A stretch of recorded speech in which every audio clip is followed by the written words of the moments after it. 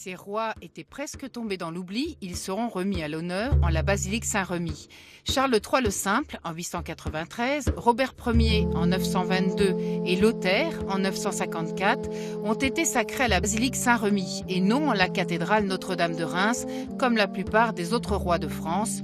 Ils sont répertoriés dans le livre de référence de l'historien Patrick Demouy. Ces trois rois avaient en particulier en commun la dévotion à Saint-Remi, associée au baptême de Clovis, c'est-à-dire à l'origine même du royaume des Francs. Saint-Remi est considéré à cette époque comme l'un des protecteurs du royaume. Et il se retrouve à côté des reliques du saint, qui sont toujours ici d'ailleurs dans cette basilique.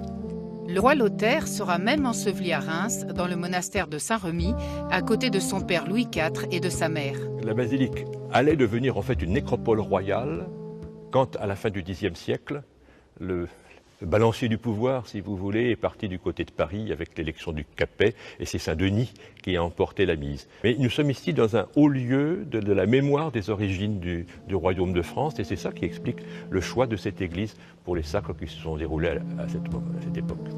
La basilique Saint-Remi veut reprendre sa place dans la ville des Sacres, sur la voie qui conduira les touristes de la cathédrale à la basilique.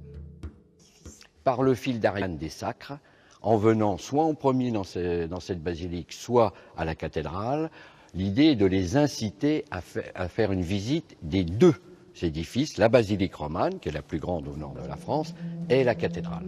Actuellement, 10% seulement des touristes qui visitent la cathédrale vont jusqu'à la basilique.